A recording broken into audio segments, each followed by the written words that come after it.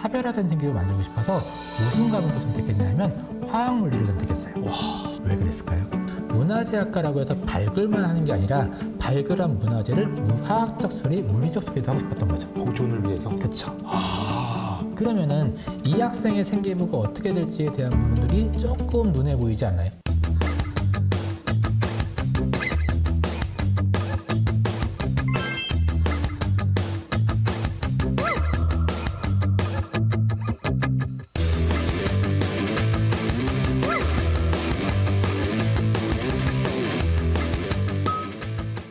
안녕하세요. 안녕하세요. 네, 티타임의 동국장입니다. 학부모 특강으로 돌아왔는데요.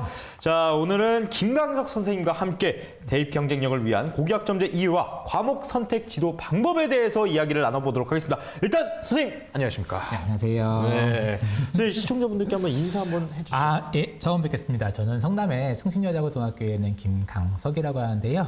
아마 지금 고등학교 1학년 학부모님들이 많으실 것 같은데 한 달 동안 어떻게 살았는지 궁금하네요. 그래서 이따 강의 속에서 함께 같이 이야기해 보도록 하겠습니다. 네. 자, 원체 또 고등학생들이 이제 고교학점제를 만나면서 여러 가지 그렇죠. 궁금한 점과 좀 이해 안 되는 부분들이 많을 텐데 오늘 그건 거를 좀 타파해 주실 어떤 내용들이 준비되어 있는 건가요? 네, 아마 조만간 고교학점제에 대한 불안감으로 조금 스트레스를 많이 받으실 것 같기도 하고 더군다나 이제 2, 3학년 때 배울 과목 선택에 대해서 좀 걱정이 많으실 것 같은데 거기에 대한 내용을 좀 주제 삼아서 준비했습니다. 네, 그럼 지금부터 본격적으로 김강석 선생님의 강의 한번 시작해 보도록 하겠습니다. 네, 해볼까요? 네, 시작해 주십시오. 네, 화면이 이제 틀어질 것 같은데요. 아마 좀 전에 얘기해 드렸던 것처럼 1학년 한 달 동안 학생 뒷바라지 하느라고 되게 힘드셨을 것 같아요. 더군다나 저번 주에 모의고사도 받고 이제 서서히 지필고사에 대한 좀 스트레스를 좀 받고 있으실 텐데 중학교하고 굉장히 다름을 느끼시는 좀 불안감이 느껴지는 그 시기가 아닐까라는 생각이 듭니다. 그런데 여기에 더 큰 문제가 하나 들어올 것 같은데 뭐죠? 지필고사가 끝나면 바로 그 전후로 해서 이제 학교마다 교육과정 박람회라는 걸 하고 편제표를 통해서 학생들한테 이 과목을 선택할지 저 과목을 선택할지 선택을 해라라고 하는 과목 내용들을 골라라. 예, 설문조사를 할 거예요. 네. 근데 문제는 아이들이 어떤 과목을 선택해야 되는지 잘 모르기도 하고 더군다나 특히 이번에는 2022 개정교육과정이 만들어지면서 대학 입시도 많이 바뀌게 됐고 또 하나가 이제 선배들이 배웠던 과목명하고 위계가 너무 많이 달라졌어요. 그렇죠. 과목도 많아지고 막 그쵸. 다른 과목들이 막 생겨나니까 어떻게 해야 되지? 그러니까 예전에 같은 경우는 뭐 수학 1, 수학 2 했는데 이제 수학 1이 대수로 바뀌고 네. 위적 1으로 바뀌고 저희도 힘들거든요.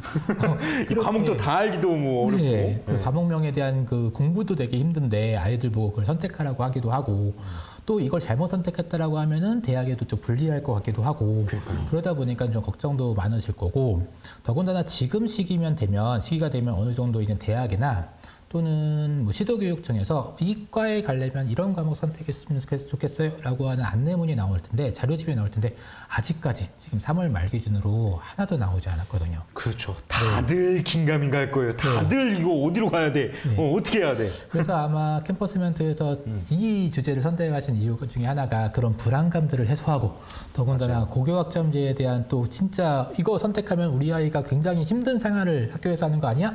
라고 생각할 수 있을 텐데 그런 불안감을 조금 해소하면서 과목 선택을 통해서 대입 경쟁력을 강화하기 위해서 오늘 강의를 좀 준비를 했습니다. 이 김강석 선생님을 만나면 뭔가 마음이 놓일 것 같은 이런 아니에요. 느낌 기대가 됩니다. 네, 그래서 시작을 좀 들어가면 오늘 강의를 위해서 총 4가지를 준비했는데요. 이제 살짝 좀 어려운 얘기이긴 하지만 2022 개정교육과정에 대한 이해와 고교학점제에 대한 불안감을 해소하는 게 첫 번째고요. 두 번째는 또 주제가 주제이니만큼 입시제도에 대한 부분을 아주 살짝 오늘 이 주제가 메인이 아니기 때문에 입시제도에 대한 살짝 하면서 왜 대학에서 과목 선택이 중요한지에 대한 부분을 살짝 다뤄주기로 하고요. 그 다음에 3부에서는 그렇다면 우리 자녀에 맞는 과목 선택은 어떻게 지도해야 돼? 라고 하는 부분들을 살짝 맛보기로 이야기 드리려고 합니다. 그리고 4부에서는 제가 예시를 좀 드리려고 해요. 이런 부분들을 선택해야 돼 라고 하는 부분들을 예시를 드릴 테니까 이 부분들을 좀 찾아보시면 좋지 않을까라는 생각이 들고요. 다시 말씀드리지만 이 강의는 강의 특성상 좀 이렇게 전체적인 내용들을 좀 들을 예정인데 아마 이 강의를 들으시는 학부모님들 같은 경우는 좀 우리 자녀에게 맞는 건 무엇일까라고 해서 좀 거기에 관심을 좀 세워지면서 한번 들으시고 그걸 적용하면은 더 좋은 내용들로 들어가지 않을까 않을까라는 생각이 듭니다. 우리 아이의 얼굴 한번 떠올리고 그렇죠. 들어가 보시죠. 자, 첫 번째로 이제 개정교육 과정에 대한 이해를 좀 해보려고 하는데요. 자, 고교학점제에 대한 부분을 먼저 좀 접근을 할게요. 고교학점제는 지금 써 있는 것처럼 굉장히 어렵게 느껴지지만 진로, 적성, 흥미에 따라서 아이들이 과목을 스스로 선택하는 거예요. 그래서 아이들이 스스로 선택한다 첫 번째고요. 그 다음에 3분의 2 출석과 성취 기준을 도달하면은 3년 동안 192학점이 돼서 졸업을 인정받는 제도가 고교학점제입니다. 원래는 지금 2, 3학년 아니면 고교학점제 이전 세대 같은 경우는 그냥 3년 동안 출석 일수 3분의 2만 되면 졸업이 인정됐는데 그렇죠. 이제는 3분의 2와 함께 성취 수준, 즉 40% 이상의 성취 수준이 도달해서 모아진 학점이 192학점이 돼야 돼요. 그리고 더군다나 예전에는 출석 일수가 학교 출석 일수였는데 요즘 학교에서 가장 핫한 선생님들을 가장 힘들게 만드는 게 이제 교과별로 출석 일수거든요. 대학 아니에요? 그렇죠. 그래서 이제 교과별로 이제 출석을 체크해 가지고선 이 출석 일수를 채워야지만 졸업을 인정받는 제도다라고 보시면 될 것 같습니다. 정리해 보면 진로적 성미에 따라서 과목을 선택하고 출석과 성취 수준이 되면 192학점이 돼서 졸업이 된다라고 보시면 될 것 같고요. 자, 이게 왜 만들어졌는지에 대한 부분들이 좀 고민을 해보실 필요가 있을 것 같아요. 첫 번째는 아이들이 스스로 과목을 선택해서 좀 재밌는 학교 분위기, 학급 분위기를 만들어 보자라는 거고요. 내가 만약에 수학을 중요하게 생각하지 않는데 수학을 막 공부하는 거에 대해서 스트레스를 받을 필요가 교실에서 있는가? 내가 필요한 과목들, 진로에 필요한 과목들을 좀 선택하고 재밌게 책임감을 입고 수업을 좀 해보자라는 게 첫 번째 고교학점제의 이유일 수 있고요. 두 번째로는 우리 정보화 시대라고 하잖아요. 그렇죠. 오늘 이 특강도 정보를 부모님들에게 전달하기 위함인데 이 정보 중에서 나에게 맞는 정보가 무엇인지를 깨달는 게 미래 사회에선 굉장히 중요한 역량이라고 하더라고요. 아마 그 역량의 시작, 배움의 시작이 내 과목, 내가 배우는 과목을 선택하는 것부터 시작해야 되지 않을까라는 게 진로 개척 역량과 자기주도 학습을 위해서 고교학점제가 필요하다라고 이야기를 하고 있고요.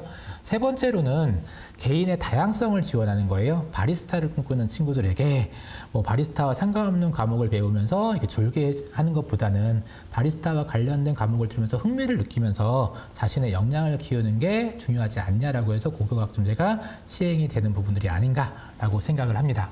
근데 문제는 그럼에도 불구하고 이 좋은 취지임에도 불구하고 왜 하필이면 우리 자녀 때부터 전면 시행을 하느냐라고 하는 것 때문에 부모님들이 굉장히 걱정 많이 했거든요. 그렇죠. 걱정되죠. 학교가 되게 많이 바뀌는 거 아니야? 라는 생각과 우리가 학교 배웠던 부모님이 학교 배웠던 그 학급하고 많이 달라지는 거 아니야? 라고 걱정하시는데 맞아요. 달라지는 거를 좀 한번 접근을 해볼 필요가 있을 것 같아요. 그래서 5가지로 정리를 했는데요. 자, 이제는 선택 중심 교육 과정이라고 해서 예전에는 어머님들 그러니까 5학번 이후까지만 해도 아마 이제 한두 과목 정도를 다른 친구들하고 다른 과목을 선택했어요. 뭐 자연계면 자연계, 이과면 이과, 문과면 문과 형식으로. 근데 이 선택 중심 교육 과정이 전면 확대됐다. 그러니까 몇몇 과목만 선택하는 게 아니라 한 3분의 2 과목 이상을 아이들이 직접 선택해서 수업을 들어야 된다는 게 좀 달라진 건데 중요한 거는 예전 23년 전부터 선택 중심 교육 과정은 있었다. 그래서 그것들을 계속 하고 있다가 전면 확대된 거다라고 생각하시면 될 것 같고요. 두 번째로는 이제 대학과 같이 된 거예요. 그렇죠. 그래서 공강이라는 게 있는데 우리 어머니 아버님이 생각하시는 것처럼 뭐 잔디밭에 앉아서 이렇게 이야기하는 그런 거랑은 좀 다르고요. 그냥 일주일에 2시간 정도 공강이 생겨서 도서관이나 자기주도 학습, 자율학습, 아니 탐구학습을 진행하는 시간이 생겼다라고 하는 게 공강 시간입니다. 그래서 이제 뭐 공강이라고 해서 조금 뭐 자유로운 분위기냐라고 할 수도 있지만 학교마다 좀 특색 사업을 만들고 있어서 각각 다른데 학교에서는 어떻게 운영되는지 한번 관심을 가지시면 좀 좋지 않을까라는 게 들고요. 선생님 학교는 어떻게? 저희는 도서관에서 고전 독서 읽는 프로그램들을 진행하고 있어요. 고전 예. 독서 읽기. 예. 그리고 이제 가능하면 아이들 세특 활동이나 아직 1학년 학부모님들이 많으셔서 적응하는 시기만 조금 바쁘실 텐데 이제 수행 있고 아마 세특 활동하다 보면 시간이 되게 부족할 거거든요. 그래서 집에 가서 하기에는 좀 벅차서 그런 것들을 서치하고 탐구하는 시간들로 1시간은 좀 준비를 하고 있는 상황입니다. 그렇군요. 네. 그리고 세 번째로는 원래 2학년 1반 이제 시간표를 보시면 2학년 1반의 친구들이 다 같이 거의 수업을 들었잖아요. 근데 이제는 그 2학년 1반의 모든 친구들이 같은 수업을 듣는 게 아니라 개인 시간표로 움직여요. 그러니까 예전에 2학년 1반에 대한 시간표는 공간에 대한 2학년 1반 공간에 대한 시간표고 개인은 계속 움직이면서 이동 수업을 하는 거죠.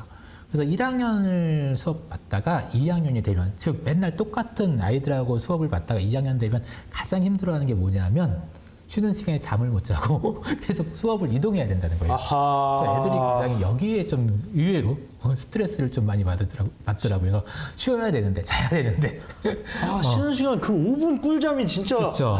그거 아쉽네요. 네. 네. 그래서 뭐 그 사이에 틈틈이 좀 적응되면 5분 꿀잠을 자는 애들 충분히 있긴 하지만 처음에 2학년 되자마자는 거기에 대해서 좀 힘들어하는 부분들이 있는데 일단은 개인 시간표로 운영이 된다라는 부분이고요. 네 번째가 공동교육과정이라고 하는 건데 우리 아이가 다니는 학교에서 내가 필요한 우리 아이에게 필요한 과목을 개설하지 않았을 경우에 대한 좀 불안함을 가지고 계시더라고요. 그래서 학교를 선택할 때 교육과정을 많이 보시는 부모님도 계시지만 공동교육과정이라고 해서 우리 학교에서 개설되지 않는다고 할지라도 인근 학교에서 수업을 듣게 만드는 그런 시스템이 지금 도입됐다라고 보시면 될 것 같고 그리고 문제의 미수 아까도 살짝 이야기했지만 수업 성취도의 40%가 안 되거나 또 수업 출석 일수가 3분의 2 미만인 경우에는 미수 처리된다. 이게 이제 바뀐 부분인 것 같아요. 그렇죠. 근데 이거에 대해서 좀 많이 스트레스를 받는데 살짝 꿀팁 하면 이거 눌러야 되나요? 예, 꿀팁 네. 나왔습니다. 걱정할 필요 없다. 왜? 만약에 선생님이시라고 한다면은 그 출석 일수가 안 되고 학업 성취도가 40% 미만인 아이들을 내년에 또 보고 싶어 할까요? 졸업시켜야죠. 네, 어떻게든지 들어보겠죠. 학생이 힘든 것도 있지만 선생님도 힘든 부분도 있거든요. 그래서 최근에 선생님들이 여기에 대해서 어마무시하게 공부를 하고 있어요.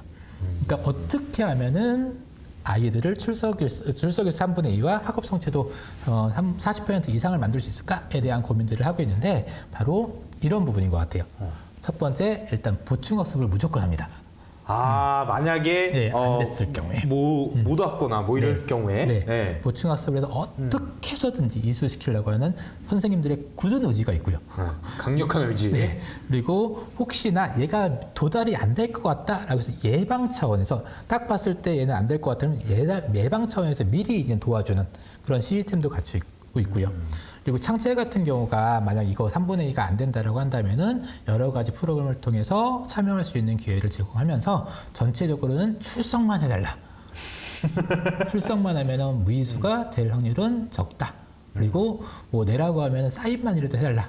라고 하면 되고 아마 여기서 뭐 이런 특강을 들으시는 부모님 같은 경우는 크게 걱정하지 않으셔도 되지 않을까라고 생각이 듭니다. 그래서 미수 때문에 우리 대학 다닐 때 그 F학점 때문에 스트레스를 좀 가지고 있잖아요. 맞아요. 네, 대학교 때 F학점이 많아지면은 이거 큰일 나는 것처럼 느껴지잖아요. 졸업을 못 하니까. 졸업 큰일 네. 나는 거야? 그럼 고등학교에서도 우리 애가 고졸이 안 되는 거야? 그러니까요. 유급이 되는 거 아니야? 네, 유급이 돼서 3학년 올라가야 되는데 2학년이야? 네. 그렇게 되는 거에 걱정. 네. 이거는 덜어놓을 필요가 있다. 선생님들도 점점점 이렇게 될 것 같아요. 그래서 아마 크게 걱정하실 필요가 없는데 여기저기서 여기에 대한 걱정이 많으셔서 살짝 이야기를 드렸습니다. 그렇다면은 지금 이 특강으로 모든 거를 좀 해결할 수는 없는데 왜 그러냐면 학교마다 있는 교육과정 개설한 과목이 다르잖아요. 그래서 우리 학교에서 우리 자녀가 다니는 학교에서는 어떻게 교육과정 박람회나 뭐 이런 과목 선택에 대해서 진행될지에 대한 부분들을 살짝 안내를 좀 드려보도록 할게요.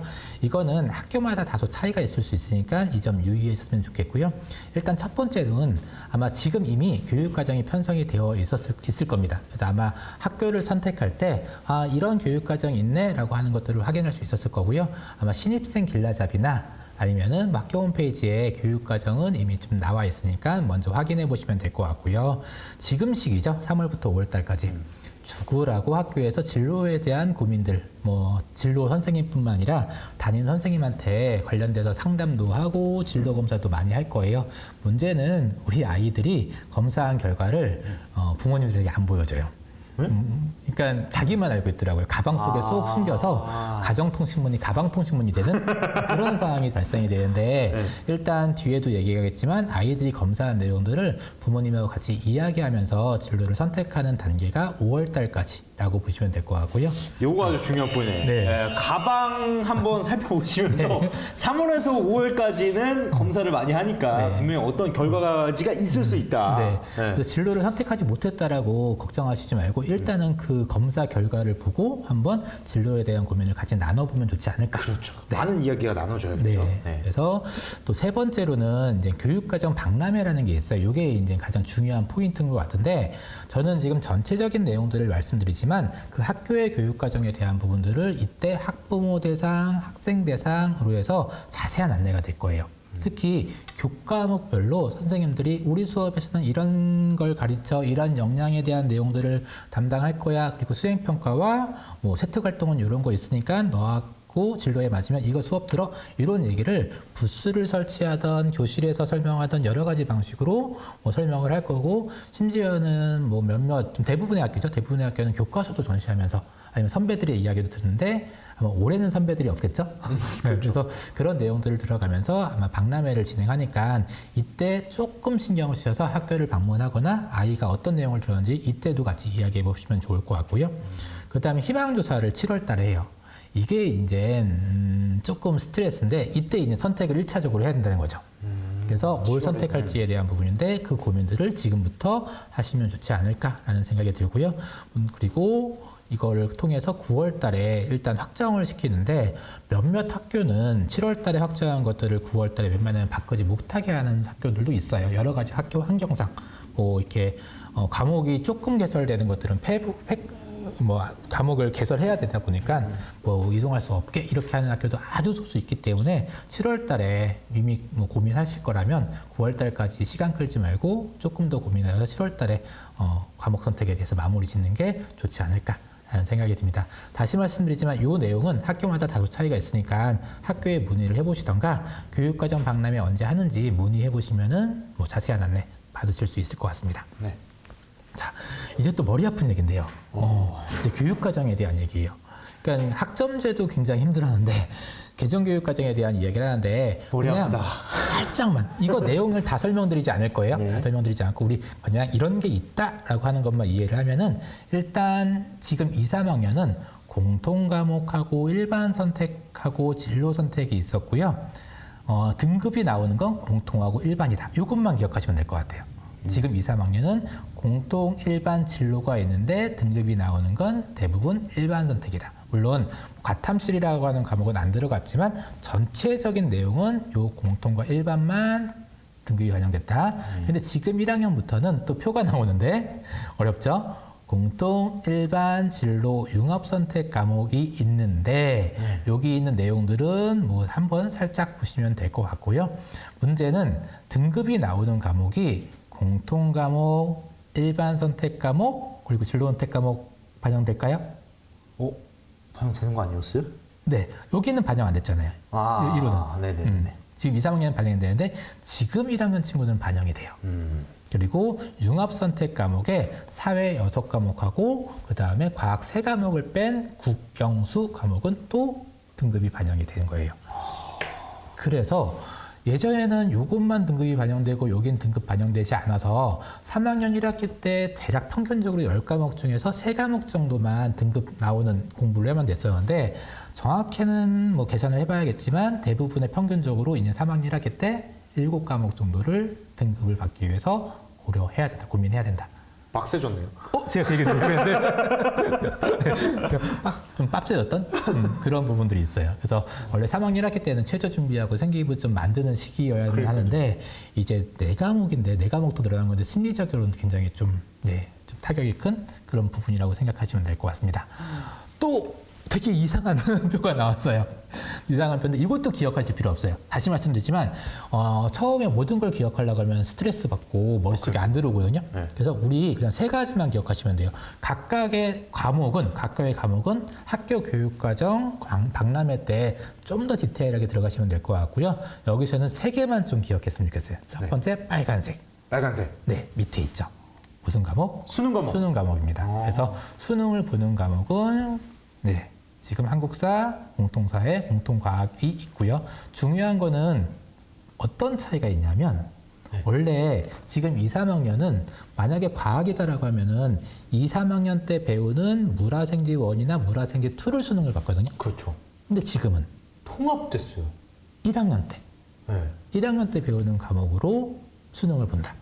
아하. 네. 그러니까 지금 1학년 아이들이 사회하고 과학을 수능 과목이라고 생각하고 공부를 해야 된다라는 부분들이 바뀐 거죠. 이 얘기는 입시에 대한 얘기니까 나중에 뭐 다른 내용을 통해서 더 자세하게 이야기하는데 일단 빨간색이 수능 과목인데 예전하고 좀 달라진 부분들이 있다라는 거 보시면 될 것 같고요. 그리고 살짝 설명했는데 공통 과목, 일반 선택 과목, 진로 선택 과목, 융합 선택 과목이 내신에 반영된다. 그런데 음영 처리되어 있잖아요. 네. 음영 처리되어 있는 거를 뺀 나머지 하얀색만 등급이 반영된다. 라고 보면 될 것 같아요. 그래서 말씀하신 융합에서 반영 안 되는 게 저거구나. 사회 6과목, 과외 3과목, 그다음 과탐식 총 10개 정도가 반영이 안 되고 나머지는 다 반영된다라는 거고요. 세 번째 기억해야 될 부분들은 이거예요. 학기제라고 하는 부분들이 나오는데 우리는 예전에 학년제였거든요. 네. 이게 말이 어려운데 요거 보시면 될 것 같아요. 자, 여기 보면 공통수학 1하고 공통수학 2가 있잖아요. 국어도 똑같죠. 1, 2의 차이는 뭐냐면 1학년 때 1학기 때 1과목을 배우고요. 2학기 때 2과목을 배워요. 이 차이가 뭐냐면요. 원래는 공통수학을 1학기 때도 배우고 2학기 때도 배워서 1학년 끝날 때 세특이 500자로 끝나는데 네. 이제는 1학기 세특 500자, 그 다음에 2학기 세특 500자가 된 거죠. 선생님들 힘들어졌겠네요. 네, 저희가 힘들어진 것도 있지만 네. 학생들도 이제 그걸 채워놔야 되네. 네. 그러니까 원래 1학년 같은 경우가 어떤 생활의 패턴을 가지고 있었냐면 1학년 때는 진로도 탐색하고 학교 분위기도 좀 알아나가고 그다음에 친구들하고 또 친해지기도 하는 시기였는데 이제 아마 4월 달 되면 서서히 수행하고 세특 준비를 해야 되는 더군다나 이제 1차 집필 끝나면 여러 가지 학교 행사도 있긴 하지만 같이 세특을 좀 신경 써야 되는 그게 아니면은 이제 세특 500자들이 과목당 이제 날아가는 부분들이 있어서 조금 뒤에 했던 활동들을 이제 좀 땡겨와야 된다. 아마 이게 지금 가장 와닿으실 거예요. 그 말인즉슨 1학기 때부터 과제가 엄청 많아졌을 수 있다로 그쵸. 봐야 되네. 네, 와. 그리고 좀 1학기 때 친구들하고 학교 분위기를 익히는 시기여야만 하는데 네. 문제는 이제부터 나에게가 과목에서 어떤 과목을 세특을 써야 되고 어떤 고민을 해야 되지라는 그 고민들을 좀 서서히 시작해야 되는 시기이기도 하죠. 저 느낌을 보니까 약간 저건 좀 미국화한 것 같아요. 그쵸. 네, 학기제 네. 미국이 이제 학기제로 진행이 되다 보니까 저희도 이제 어떤 학기제로 진행이 돼서 1학기, 2학기 다 이제 좀 성적이 좀 들어가고 활동도 많이 좀 해야 되는. 그렇죠. 그래서 부모님들이 이제 좀 걱정하시는 게 갑자기 이런 부분들이 바뀌다 보니 우리 아이는 어떻게 준비해야 돼요?라고 하는 부분인데 저희가 5월달에 아마 고교학점제 과목 선택을 함에도 불구하고 조금 빠르게 이렇게 준비하는 이유가 이런 내용들을 좀 알려드리면서 준비를 해야 될 필요가 있지 않을까라는 생각에 아마 현명하게도 4월달에 준비를 한 게 아닌가. 이 영상을 본 건 행운입니다. 네. 그래서 준비시켜야 된다라고 네. 보시면 될 것 같고요. 어렵지만 다시 말씀드리면 어려운 내용이지만 하나하나 이 과목이 뭐지? 이 부분들은 지금 기억하실 필요 없고 전체적으로 말씀드린 세 가지만 좀 기억하면 될 것 같습니다. 수능 과목, 그다음에 등급이 나오는 음영 처리되어 있지 않은 과목, 그다음에 학기제. 요 세 가지만 기억하면 2022 개정교육 과정에 대해서 어느 정도 이해할 것 같고요. 그다음에 제일 중요한 거, 제일 부모님이 잘 알고 계시는 거 뭐냐면 이제 9등급에서 5등급으로 바뀌었다라는 건데 아까 등급이 반영되지 않는 융합선택 과목, 사회과학 9과목하고 과탐시를 뺀 그리고 예체능하고 교양 과목을 뺀 나머지는 다 5등급이다 라고 보면 될 것 같아요. 그래서 예전에는 4, 7, 12 이 9등급이었는데 예, 지금은 10, 24, 32라고 하는 5등급으로 바뀌었다라고 하는 부분입니다. 이 얘기는 우리 이따가 3부에서 살짝 다시 이야기 드리도록 할게요. 네. 자, 이제 고교학점제에 대한 이해를 좀 했던 것 같은데 대학 입시제도에 대한 이야기 살짝만 좀 드려보도록 할게요. 오늘 이게 메인은 아니다 보니까 그냥 살짝 이야기 드리는데 포인트는 우리가 과목 선택을 왜 열심히 고민해야 되나 여기에 포인트를 맞춰서 이야기 드릴게요. 자, 만약에 어머님들 아니면은 뭐 대학의 관계자라고 한다면 어떤 친구를 선발하고 싶을까? 여기에 대한 부분들을 한번 고민해 보실 필요가 있을 것 같아요. 그렇죠. 네. 근데 이걸 너무 이렇게 어렵게 생각하시니까 우리 조금 꽈서 동네에 맛있는 떡볶이집 있잖아요. 네. 혹시 이 동네에서 맛있는 떡볶이집 이름을 얘기하는 애도 있나요? 없어요. 다 주문해요. 그래요? 네. 우리 근데 예전에 한 10년 전에 보면은 이 동네에 맛있는 떡볶이집이 어디야라고 하면 거의 대부분 지역 주민들이 아, 여기야라고 얘기했던 적이 있어요. 그럼요. 네. 여고 앞에 국물 떡볶이나 아무튼 여고 앞에 있는 떡볶이집이 제일 맛있어요. 네, 맞아요. 그래서 어찌든 간에 여기가 이제 넘버원의 어나더 레벨이야? 라고 했는데 요즘에 아이들한테 너네들 떡볶이집 어디가 맛있어? 라고 이야기하면 말을 잘 못해요. 물론 브랜드를 되게 여러 가지를 이야기하는데 하나로 통일을 못해요. 그 이유가 뭐냐면 우리 10년 전까지만 해도 떡볶이라고 하는 것들은 밀떡, 쌀떡 아니면 즉석떡볶이 요거에서 끝났는데 요즘에는 마라맛, 매운맛도 나는 맛 되게 많은 거예요. 선택지가 너무 너무 많아요. 많아요. 그래서 이거는 기호에 따라서 누구는 매운맛을 좋아하고 누구는 마라맛이 좋아하기 때문에 누구는 A라고 하는 떡볶이집, 누구는 B라는 떡볶이집을 선호하는 거죠. 네. 근데 이것도 아마 대학에서 인재를 선발하는 것도 똑같은 것 같아요. 예전에는 우리가 아까 얘기했던 2학년 1반이면 2학년 1반의 모든 친구가 같은 수업을 듣잖아요. 네. 이 중에서 1등이 누군지가 딱 선명하게 드러나요. 바로 보이죠. 그렇죠. 네. 같은 수업을 들었으니까. 네. 근데 지금은 다른 수업을 듣잖아요. 그렇죠. 그러니까 다른 수업을 듣는데 누가 1등이야? 점수로는 얘가 1등인데 얘는 물리학을 안 들었던 애고 네. 얘가 2등인데 얘는 물리학을 들었고 근데 얘가 1등이니까 얘가 2등이니까 되게 애매모호해지는 거예요. 얘는 뭔가 더 어려운 수업을 들었는데 그쵸. 2등이고 얘는 되게 쉬운 수업을 들었는데 네. 1등이야. 그럼 누가 더 나은 인재? 숫자로는 분명히 점수가 높은 애가 1등인데 네. 조금 믿음이 안 가는 거죠.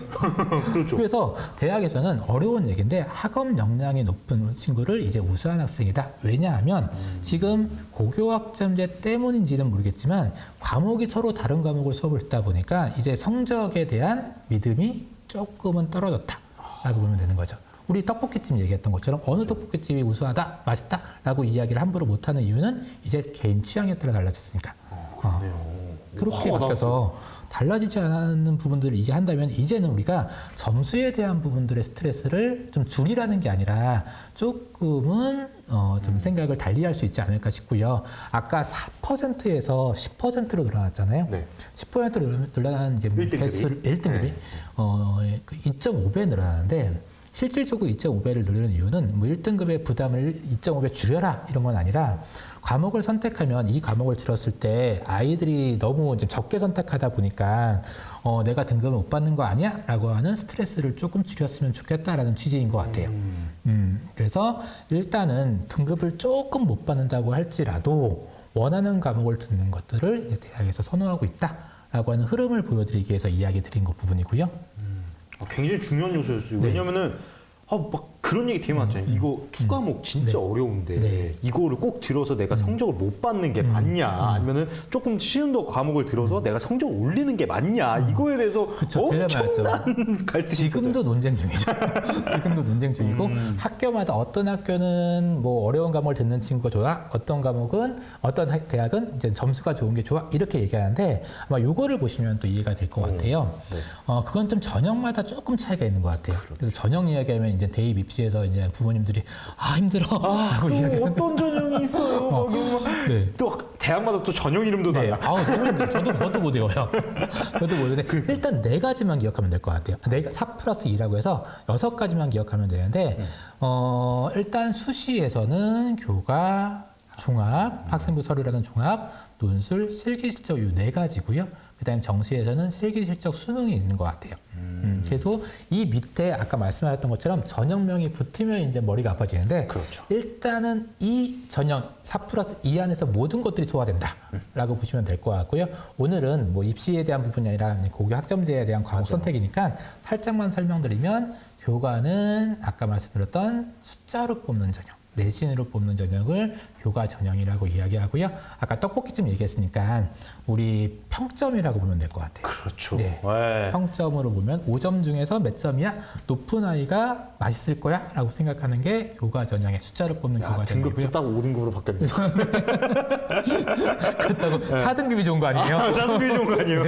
네, 반대로. 네. 자, 그리고 학생부 서류 전형 같은 경우는 글자를 뽑는 건데 리뷰라고 보시면 될 것 같아요. 근데 요즘에 우리 어머님들도 아버님들도 평점 보세요, 리뷰 보세요. 리뷰 보죠. 그렇죠. 네. 대학에서도 아마 비슷한 것 같아요. 왜냐하면 평점을 못 믿는 건 아니라 이제 워낙 상향 평준화되고 있기도 하고 그다음에 평점이 높다고 할지라도 리뷰가 적으면 뭔가 유심히 되는 어떤 유심? 사장, 아버지, 어머니 그렇죠. 이 정도까지 뭐 썼을 것 같다라는 생각 때문에 최근의 트렌드는 아마 학생부 서류 종합 전형으로 가지 않을까 하는 생각이 좀 들고 있습니다. 자, 수능은 수능으로 보는 전형이고요. 자, 그런데 이게 조금씩 바뀌고 있어요. 지금 1학년 친구가 바뀌는 게 아니라 언제 바뀌냐면 지금부터 2, 3년 전부터 이제 대학을 졸업한 친구들부터 바뀌고 있는데 지금 고등학교 2, 3학년은 기본이고요.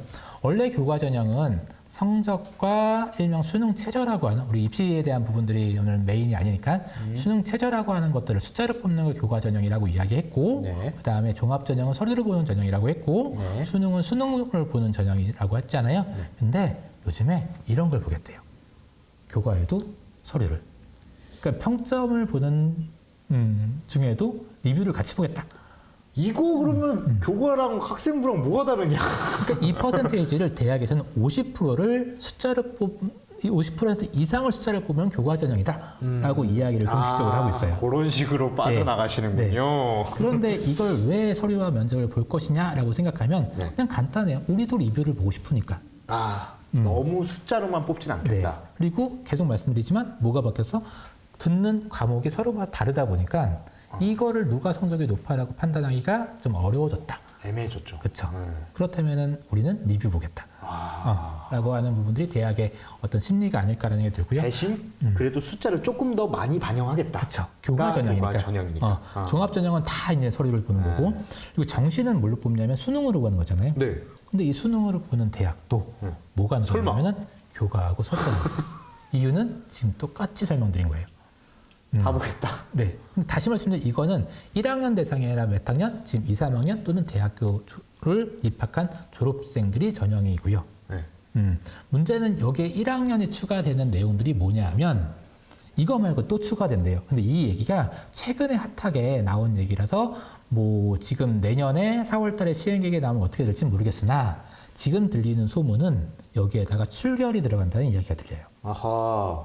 왜? 고교학점제가 40% 이상도 필요하지만 출석일수 3분의 2 이상이 돼야 되는데 출석일수를 교과 선생님들이 매번 체크하는 객관성이 유지가 된다고 한다면 이것도 평가의 대상으로 넣으면 어떨까라는 이야기가 서서히 들리더라고요. 아직 공식적으로 나온 건 아닌데 서서히 출결을 반영하고 싶다라고 하는 대학들이 조금 늘어나고 있는 것 같아요. 뭐 그거는 2028 때 뭐 반영이 될 수도 있겠지만 지금 보여주신 건 2026부터 지금 이 화면은 지금 있는 2, 3학년인데 2026부터 네. 근데 지금 출결 얘기는 지금 1학년 학생 2028부터 라고 보시면 될 것 같아요. 오, 이거 진짜 너무 진짜 다 따져야 되는, 다 준비해야 되는 그런 상황들이 오고 있네요. 일단 이거를 되게 어렵게 생각하면 어렵게 생각하는데 우리 그냥 성적과 생기부 서류와 이제 하나만 더 출결. 어차피 우리 출결 잘 할 거잖아요. 네. 출결 잘 할 건데 일단 출결이 들어갔으니까 조금만 더 신경 쓰자라고 보면 될 것 같아요. 어차피 출결 우리 계속 잘 했거든요. 근데 점수화 된다니까 약간 거부감이 느껴지는 건데 네. 우리 계속 잘했으니까 잘하자라고 보면 될 것 같아요. 근데 이 화면 봤을 때는 좀 부담 오는 거는 면접도 준비해야 되네. 그렇죠. 네, 요게 좀 부담이 좀 오거든요. 이게 8월 달에 또 면접 준비하려다 보면은 내가 그동안 공부했던 거 또 다 살펴보고 준비해야 되는 그 시간들 쉽지 않잖아요, 그게. 이 얘기가 아마 이따가 서울대 얘기에서 또 같이 얘기가 나올 것 그래요? 같아요. 네, 면접 얘기 네. 너무 좋은 지적을 해주셨는데 면접 얘기를 어떻게 지금 준비해야 되는지 서울대에서 딱 집어서 얘기한 게 있어요. 그래요? 네, 그래서 그건 좀 그것들을 이따. 같이 준비하자라는 네. 부분들이고요. 자, 그런데 아까 교과 전형에서 그러면 지금 3학년 기준으로 정시 전형에서 어느 대학교가 서류를 보는지를 좀 살펴보면은 서울대, 고대, 부산대, 연세대, 한양대, 성균관대하고 여기는 쓰여있지 않지만 중앙대, 체대하고 홍익대, 미술도 정시에서 서류를 보기 시작했다라는 부분입니다. 여기 다 워너비 대학들 들어있지 않나요? 네, 그래서 이런 대학교들이 지금 3학년인데도 불구하고 서류를 본다라는 부분들이고요. 정시 파이터들에게는 안 좋은 소식이네요. 그렇죠. 그리고 여기서 살짝 이야기를 하면 아마 요즘 사교육이나 여러 군데에서 이제 2등급을 맞으면 이제 좋은 대학교 못 가라는 이야기가 되게 많이 들려요. 그래서 불안감이 되게 심한데 그래서 1차 집필 끝나면 자퇴를 할까라는 친구들이 좀 많이 들지 않을까라는 게 들어요. 근데 학교 밖 청소년들 같은 경우도 거의 대부분 수시보다는 더 좋은 대학교 가려면 정시로 좀 진학하려고 하는데 정시에서 지금 이렇게 서류를 반영한다고 한다면 검정고시를 치르고 생기부, 그러니까 생기부보다는 청기부라고 하죠. 청기부를 잘 챙길 수 있을까에 대한 부분들도 생각을 해볼 필요가 있지 않을까. 그래서 솔직히 2등급 나왔다고 해서 좀 검정고시로 정시로 좋은 데 가야지라고 생각하는 거는 지금 제 생각으로는, 제 개인적인 판단으로는 조금 위험한 생각일 수도 있다 하는 생각이 들어요. 아니, 트렌드가 지금 약간 좀 바뀌고 있어가지고 좀 많이 생각을 해봐야 될 것 같긴 해요. 그러니까 트렌드가 왜 바뀌었냐라고 하면 아까 계속 말씀드리지만 이제 고교학점제 때문에 선택 과목이 달라지기 때문에 평가의 방법이 달라졌기 때문인데 그 안에서 이제 생기부가 들어가고 서류가 들어가니까 아까 말씀드렸던 것처럼 그런 검정고시나 자퇴에 대한 부분을 생각할 때는 한 번 정도 진지하게 이전과 다르게 고민할 필요가 있다 하는 부분들이고요. 그럼 교과에서도 어떤 학교가 들어가냐라고 보면은 건대, 경희대, 고대, 동국대, 시립대, 성균관대, 한양대인데 시립대에 뉴라고 한 거는 이번 3학년부터 새로 들어가서 이렇게 뉴라고 했습니다. 이걸 딱 보면은 이제 부모님들이 나 그럼 여기 서강대 가고 싶다. 서강대는 서류가 필요 없으니까 서강대 지원해야지라고 생각하는데 서강대 없네요. 네. 서강대를 지원한다면 수시 6장의 카드잖아요. 그러면 서강대 지원하는 학생이 어떤 라인을 적느냐라고 보면 성균관대도 적을 거고요. 한양대도 적고요. 서성한 적겠죠, 서성한. 네, 상향으로는 고대 적겠죠. 네. 그다음에 안정권으로 경희대, 건국대 쓰지 않을까요? 이 얘기는 무슨 얘기냐면 지금 3학년 친구들도 서강대로 6장의 카드는 쓸 수 없다. 그러니 여기와 같은 분에서는 어떻게 되냐? 서류를 같이 챙겨야 된다는 겁니다. 자, 그런데 문제는 지금 1학년 학부모님들 많이 계시잖아요. 1학년 학부모님들은 어떻게 될까 조심스럽게 예측을 좀 해보면 종합은 종합으로 아마 유지될 것 같고요. 교과 전형은 아까 얘기했던 서울의 7개 대학하고 지방고점대학교의 일부 학교가 서류를 받는데 조심스럽게 예측하면은 교과 전형에서 서울에 있는 많은 학교가 서류를 보지 않을까. 왜냐하면 계속 말씀드리지만 이제 5등급으로 아이들을 변별하기가 힘들어졌으니까. 그리고 정시 전형 같은 경우도 지금 서울대, 고대, 연대, 한양대, 성균관대 이런 정도가 그다음에 중앙대, 홍익대가 일부 과에서는 보긴 하는데 여기도 정시 전형에서는 많이 들어가지 않을까라는 생각이 좀 들어요. 그래서 전체적으로 흐름을 보면 뭐냐면 숫자 내신으로 뽑는 대학이 이제 글자로 뽑는 전형으로 고교학점 때문에 바뀌고 있다라는 부분이고 글자 중심은 어떤 것들을 보냐면 우리 학과에 적합한 과목을 수강했고 그다음에 거기에 맞는 세특을 잘 준비했는지 이것들을 보기 시작하는 것 같아요. 그래서 가장 중요한 변화는 이렇게 글자에서 숫자에서 글자로 가고 있다. 요거를 기억하시면 좋지 않을까 싶습니다. 와, 근데 그 비유가 진짜 찰떡이네요. 별점만으로 뽑는 그냥 리뷰까지 보겠다라는 게 확 이해가 되고 이제 글자까지 본다면은 정말 학생들의 활동, 세특 이게 진짜 너무 중요해지는 시기가 되겠네요. 그래서 아마 제가 알기로는 여기 히타임에서 이렇게 생기부와 관련된 또 이렇게 여러 가지 강의도 준비하셨으니까 시간 될 때 한 번씩 이렇게 보시면은 도움되지 않을까라는 생각이 들고요. 너무 막연하게 힘들다라고 생각하는 게 아니라 좀 목표를 갖고 이렇게 생기부를 준비하면 충분히 좋은 리뷰가 될 수 있으니까 지금은 조금 불안하다고 할지라도 해보지 않았으니까. 그렇죠. 근데 막상 해보면은 그래도 조금 방향성만 잡으면 되지 않을까 싶고요. 특히 1학년 때는 저는 이제 뭐든지 한번 해보고 실패하면은 2, 3학년 때 좋은 생기부가 만들어진다고 생각해요. 그래서 일단은 무조건 한번 해보자. 라는 부분들로 정리가 될 것 같고요. 자, 여기서 이제 하나만 좀 말씀드리면 이제 이거 같아요. 지금 생기부에 대한 얘기가 나와서 잠깐만 이야기하면 그냥 요걸로 이제 이야기할 거 되게 많긴 한데 다시 얘기하면 오늘은 고교 학점제니까 생기부가 왜 중요해지고 과목 선택이 왜 중요해졌는지에 대한 부분만 오늘 살짝 얘기 드리면 우리 원래는 4등급이 흔히 얘기하는 서연고를 가고 그다음에 11%가 이제 건대를 간다. 라고 이야기를 하는데 지금 같은 경우는 요 11%를 쭉 올리면은 이제 1등급까지 갈 수 있다라고 해서 아마 이제 불안감들 1등급 못 맞으면 이제 큰일 나. 야, 1등급 못 맞으면 이제 성대도 안 돼. 그런데 그거는 조금 불안감을 이야기하는 거고, 왜냐하면 한 과목을 1등급 못 맞으면 2등급 맞으면 힘들다라고 하는 건데, 우리가 3학년 1학기 때까지 대략 50과목, 40과목에서 50과목을 듣거든요. 근데 그 중에서는 한두 과목 정도, 한 학기에 한 개 정도를 2등급 받아도 소리만 잘 돼 있다면 충분히 도전할 수 있을 것 같아요. 그래서 너무 이렇게 스트레스를 받을 필요는 없다. 다만 이거를 기억하라고 이 슬라이드를 가져왔는데, 자, 100명이라고 하면 1등하고 10등이 1등급이잖아요. 과목 하나로 봤을 때.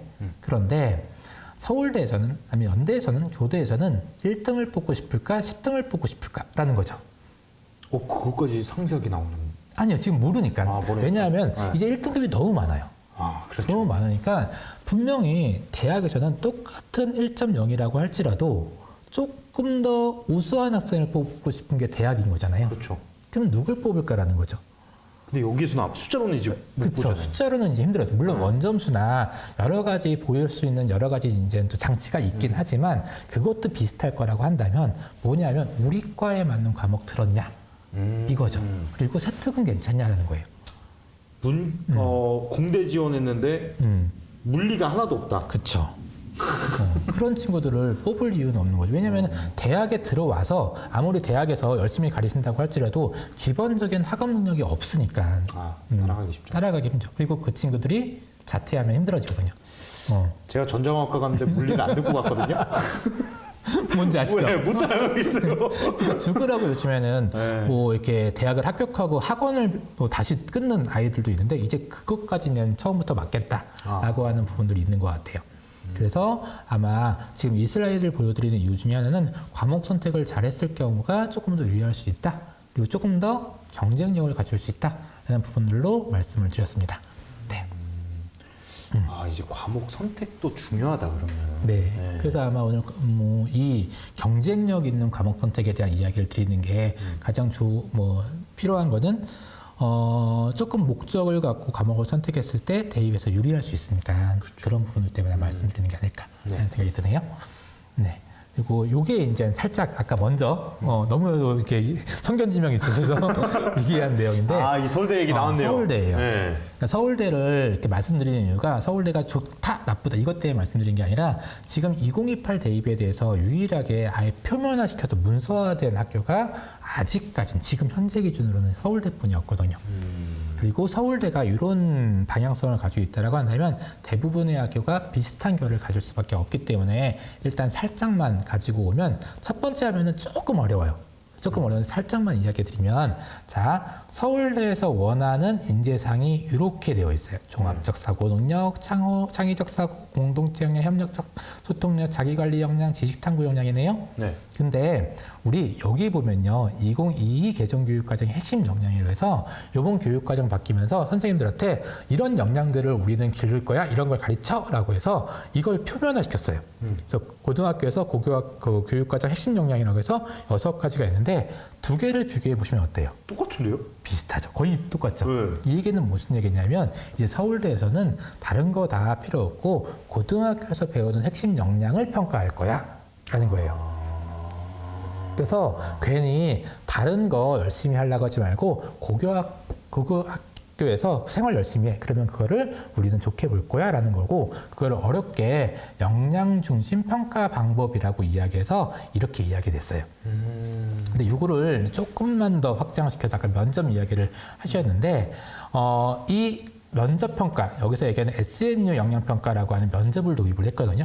이게 무엇인지를 보면 생기부에 대한 방향성 그리고 수업에 대한 방향성을 조금 예측할 수 있을 것 같아서 가지고 왔는데 조금 너무 양이 많으니까 하이라이트를 좀 그려볼게요.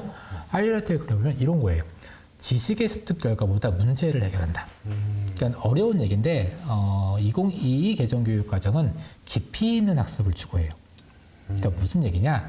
지식을 오지선다해서 골라내는 게 아니라 이 지식을 실생활에서 활용하는 친구들을 되게 선호하고 있고요. 그 다음에 열린 문항과 심층 탐침 질문을 한다고 했는데 이것도 좀 어렵잖아요. 조금 이렇게 좀 오버해서 이야기하면은 꼬리 질문하고 그 다음에 이렇게 압박 질문을 하겠다. 그러니까 이 정확한 표현은 아닌데 그냥 이렇게 이거에 대해서 어떻게 생각하세요라고 물으면 대답을 하고 끝내는 게 아니라 이거에 대해서 네가 한 거 맞아?라고 하는 것들을 끝까지 물어보겠다라고 그리고 이야기하는 게 너가 깊이 있게 한번 본 거야를 이제 그 깊이가 어느 정도인지 그쵸. 예, 그거를 한번 쑥 들어가 보겠다. 그렇죠. 그게 제일 정확하고 가끔씩 일부 학교에서는 아이들의 고민보다 선생님의 고민들이 더 큰 데가 있거든요. 그거를 뽑아내겠다, 변별해내겠다. 그러니까 아이가 직접 한 건지 고민을 한 건지 그래서 깊이 있게 아이가 한 건지 선생님이 한 건지를 판가름지겠다라고 하는 내용인 것 같아요. 진짜 역량을 보겠다는 겁니다. 네. 예. 그래서 지금의 이제 학습법으로 계속 고3 때까지 가면 말씀하셨던 것처럼 면접에서도 힘들어질 것 같고 그리고 요 내용들이 생기부도 안 보일 것 같지만 보이거든요. 그러니까 아이들이 목적을 갖고 생기부 활동을 했고 세특 활동을 했는지, 그러니까 궁금한 게 있어서 했는지, 아니면은 그냥 시켜서 했는지가 보이는데 지금은 이제 궁금한 게 생겨서 생기부나 면접 준비하는 게 이제 이득이다라는 부분인 것 같아요. 그리고 교과 역량을 평가하겠다라고 하는 부분들이고요. 그러니까 국어과에서는 국어과에서 배우는 역량 위주로 공부해라고 이야기하는 거고 제시문까지 제시하면서 면접을 보겠다는 얘기예요. 결론적으로 무슨 얘기냐면요. 아이들이 수업을 통해서 질문을 할 수 있어야 되고 질문을 통해서 해결하는 능력이 있어야지만이 좋은 생기부와 좋은 면접이 될 수 있다라는 거고 그러기 위해서 1학년 친구들은 저도 이제 지금 1학년 아이들을 가르치면서 이번 1학년 때 가장 많이 하는 수업 중에 하나는 무조건 질문하게 하는 거예요. 왜라는 질문들. 왜 지속가능 학교에 대한 부분들에 대해서 이런 분리배출함이 있어야 되는지 아니면은 뭐 소통의 공간이 있어야 되는지에 대해서 지속가능한 학교에서는 이런 소통의 장이 있어야 돼라고 하는 걸 지식으로 전달했다면 아이들은 왜 있어야 돼요? 라고 하는 질문을 던지는 거 그런 부분들로 이제 훈련을 시키는 연습들을 많이 하고 있어요. 그래서 어머님들도 이따가 마지막에 이야기를 하겠지만 아이들하고 같이 이런 질문들 저런 질문을 했으면 좋겠고 저도 이제 고3 아이가 있는데 고3 아이하고 하는 게 이제 카톡방 가족 카톡방에다가 뭐 산불과 관련된 뭐 기사나 과학적 기사들 이렇게 올리면서 넌 이거 어떻게 생각해라고 대화를 좀 많이 하면서 세특이나 질문들을 하고 있거든요. 그런 고민들을 부모님들로 하신다면 지금 불안정한 생기부나 면접에 대한 부분들이 조금은 좀 보완되지 않을까 싶고요. 아까 고교학점제 취지가 아이들 스스로 진로를 선택하고 과목을 선택하는 것처럼 스스로 질문을 던지는 연습을 한다면은 취지에도 맞고 대학 입시에도 도움되지 않을까라는 생각이 듭니다. 예전에 그 정답 찾기랑 진짜 많이 달라지고 그쵸. 있는 것 같아요. 그쵸. 예. 뭐 이게 왜 정답인지는 모르겠지만 스킬을 활용해서 요걸 정답을 맞추는 방법 막 이런 게 좀 사실은 좀 통했죠. 예, 좀 먹혔는데 네. 이제는 그게 안 먹힐 수도 있겠다. 조금은 덜 먹힌다라는 뭐 안 먹힌다라고 이야기하는지 그렇고 덜 먹힌다라고 하는 분들이 많을 것 같고 이제 패러다임의 변화라고 하면 너무 크긴 하지만 전체적으로 방향성은 달라지고 있다라는 부분들을 지금 계속 설명드리고 있는 것 같아요. 왜 이런지에 대한 부분들이 전체적으로 이해가 되셔야지 그러면 이렇게 해볼까라고 이야기를 믿으실 것 같아서 지금 긴 시간 동안 원래 과목 선택에 대한 이야기를 해야 되는데 그렇죠. 긴 시간 동안 이 얘기를 드리는 이유 중에 하나가 바로 이런 맥락이다. 패러다임의 변화다라고 보시면 될 것 같습니다. 그래서 저는 개인적으로 부모님들이 뭐 이런 것들을 했으면 좋겠어요. 제가 계속 주장하는 건데 우리가 이제는 사지선다에서 오지선다에서 답을 찾아내는 그런 부분들이 아니라 어떤 거? 그냥 호기심을 갖고 질문할 수 있게 만들고 그걸 가지고서 공부를 할 수 있게 만들어서 입덕이라는 표현들 제가 되게 많이 좋아하는 거잖아요. 덕후, 입덕. 그래서 그냥 그 호기심을 갖는 그 과에 대해서 아니면 그 진로에 대해서 입덕을 하게 만드는. 근데 입덕을 하게 만들려면 가장 좋은 거는 부모로서 해야 되는 거는 그냥 아이들이 스스로 좋아하면 참 좋겠지만 그냥 BTS 노래 한번 들어볼래? 라고 해서 집에서 음악을 틀어주면 자연스럽게 BTS 노래 들으면서 입덕을 할 수 있는 것처럼 아이들하고 대화를 하면서 들어보면은 거기에 대해서 호기심을 갖지 않을까. 그러니까 그런 호기심을 만들어주는 역할이 부모님이 아닐까라고 생각이 듭니다. 호기심 키워드 매번 강조하시는 키워드이기 때문에 네. 그렇게 좀 진행이 되고 있고. 네. 그 다음에 이제 그 유명한 과목 선택 이제 이야기해보죠. 세특이 되게 중요해졌고 과목 선택이 되게 중요해졌다라고 하는 부분들을 우리 철학적으로 아니면 그 이유에 대해서 좀 심층적으로 이야기를 한 것 같아요. 근데 지금부터는 이제 진짜 핵심적인 그러면 어떻게 과목 선택해서 대학의 경쟁력을 강화시켜야 돼? 이런 부분들에 대한 이야기를 좀 드려보도록 하겠습니다. 자, 일단 첫 번째 진로 선택을 해야겠죠. 그렇죠. 네, 진로가 있어야지 진로에 맞는 진로, 적성, 뭐 흥미에 따라서 과목을 선택하는 거니까 진로를 선택하는 건데 아마 저번에도 이야기했던 것처럼 일단은 지금 3월 달에서 5월 달까지는 학교에서 이런 검사들 진짜 많이 하거든요. 그래서 아이들 지겹게 오늘도 저희 학교에서 그걸 검사하고 왔어요. 근데 검사한 내용들이 아이들은 다 알고 있는데 부모님들은 잘 모르더라고요. 저번에 가방 속에 숨겨져 있다라고 이야기했는데 그거 한번 살펴보시면서 이 안에서 검사지에서 나온 것 중에서 가장 최선 아니면 가장 마음에 드는 거를 가지고선 일단 그거를 진로라고 생각하고 거길 그 진로에 관련된 탐구 활동을 해보면서 영상도 보고 책도 한번 읽어보고 그래서 나한테 맞는지를 확인해 보는 게 첫 번째인 것 같아요. 네. 그래서 일단 진로에 대한 부분을 확인하자라는 부분들이고요. 자, 이거는 서울대에서 서류평가를 어떻게 하는지에 대해서 인터뷰 내용들을 좀 요약했는데 하나씩 보시면은 서울대는 학교 교육과정상 교과목의 이수 여부를 확인하겠다. 그러니까 우리 과에 맞는 거 들었어? 라는 부분이고 그 수업에 대해서 탐구를 했는지를 확인하겠다는 거예요. 조금 더 구체적으로 보면 전공학과의 수업을 듣기 위해서 필요한 학업 능력을 가지고 있는지 그리고 얼마나 적극적으로 활용했는지를 보겠다는 겁니다. 그래서 우리 과에 필요한 건 물리인데 물리를 들을 수 있는 능력을 가지고 있니? 라고 하는 부분들을 보겠다는 거죠. 그래서 과목 선택이 중요한 이유는 대학에서 우리 과를 이수할 수 있는 기본 역량이 있는지를 확인하고 싶다라는 것들을 단적으로 보여주는 예입니다. 근데 선생님 저는 보면서 얼마나 적극적으로 활동했는 게 이게 권리거든요. 저게 얼마나 적극적인 거지? 그게 얼마나라고 하는 게 정확하게 나오진 않지만 그러니까 자기가 스스로 했는지 자기주도성이라고 이야기하거든요. 시켜서 했는지라는 부분이고 아마 세특에 관련돼서 아이들이 제가 제일 싫은 것 중에 하나가 10시간 죽으라고 밤새면서 이렇게 타이핑 치고 발표 준비했는데 생기부에 대한 부분들은 자기가 원하는 대로 안 적히는 부분들이 있어요. 근데 그 이유가 되게 다양하게 있지만 제가 파악한 주변에 있는 친구들을 보면은 목적이 없거든요. 이걸 왜 하는지. 그러니까 목적이 있게 1시간 활동하는 것보다 목적 없이 10시간 활동하면은 시간은 더 많을 수도 있지만 생기부는 더 좋지 않더라고요.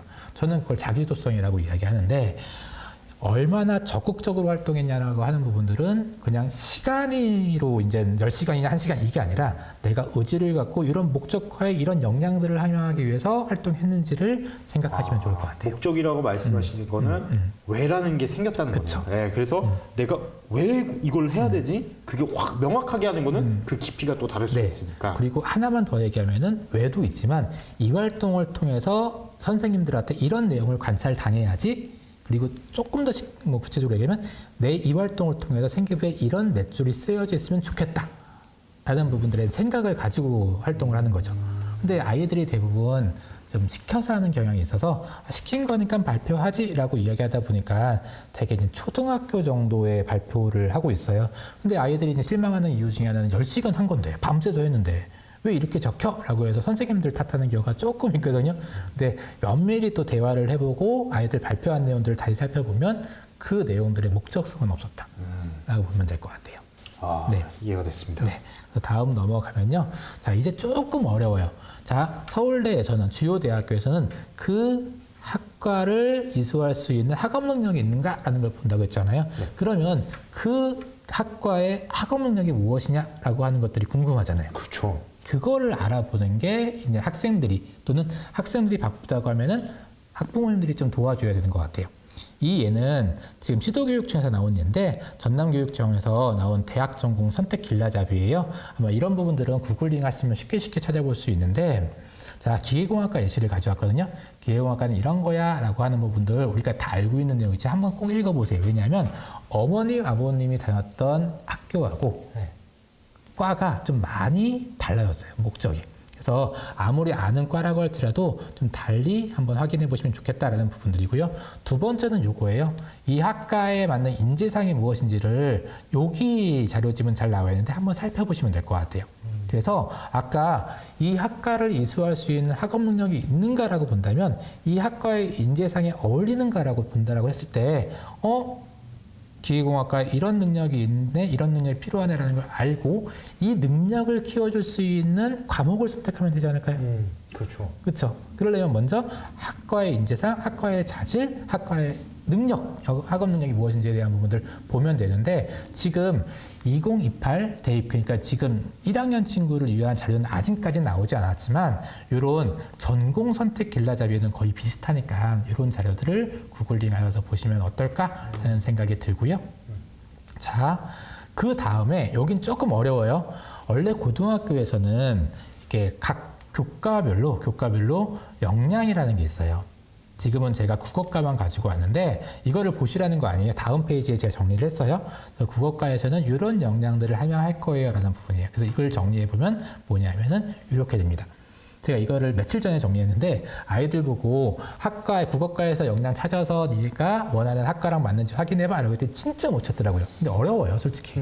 그래서 그럼 정리를 해서 주면 좋겠다라고 생각해서 정리를 했는데 자, 정리를 하면 어떻게 하냐면은 학과에 필요한 역량들을 여러 가지 자료를 통해서 확인하고 그 다음에 개설되어 있는 이 학교에 개설되어 있는 교과의 역량하고 매칭을 시켜서 같으면은 그 과목을 선택하면 되는 거죠. 일단 이론적으로는 그래요. 그렇죠. 어렵죠. 어려워요. 네. 그런데 이론적으로는 이렇다라는 거고 이게 너무 어렵다 보니까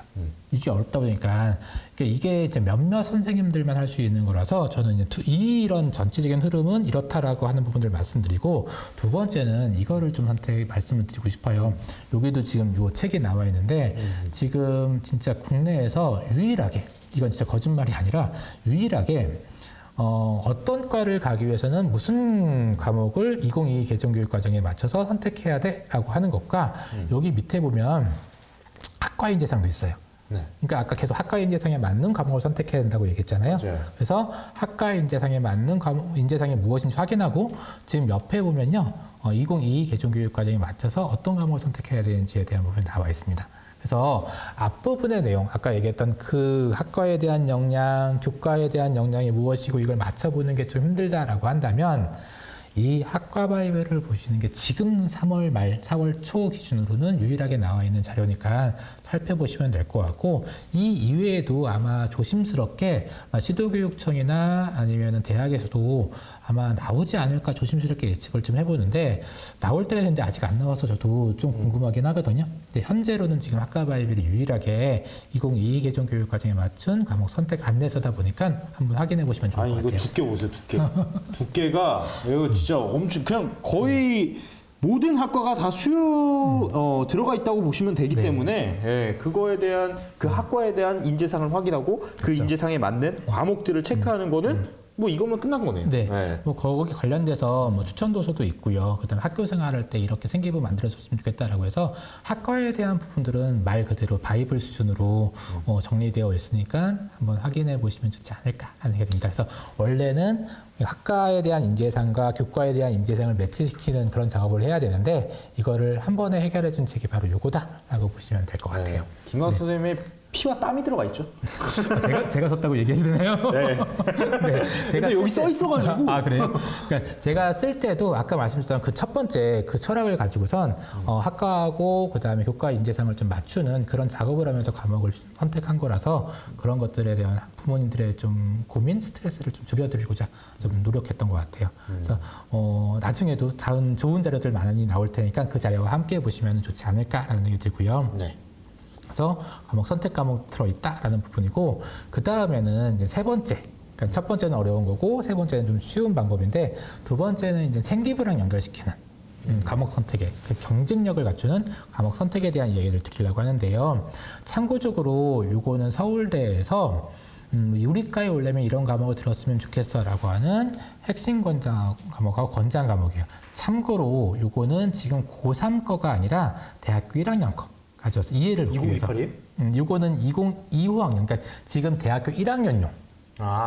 그리고 지금 고등학교 3학년용은 나와 있는데 제가 설명드리려고 하는 게 조금 달라져서 일단은 2025로 가져왔다는 거 이해해 주시고 지금 1학년 거 2028은 아직 나오지 않았다. 그렇죠. 네, 그래서 일단 예시를 듣는 겁니다. 예시는 뭐냐 하면 제가 제일 많이 설명하는 것 중에 하나가 서울대학교에 화학생물공학부가 있는데 말로만 보면 학과 모집 단위 네이밍만 보면 화학하고 생물이 베이스인 것 같잖아요. 완전 메인. 그쵸. 근데 물리가 핵심 권장 과목이에요.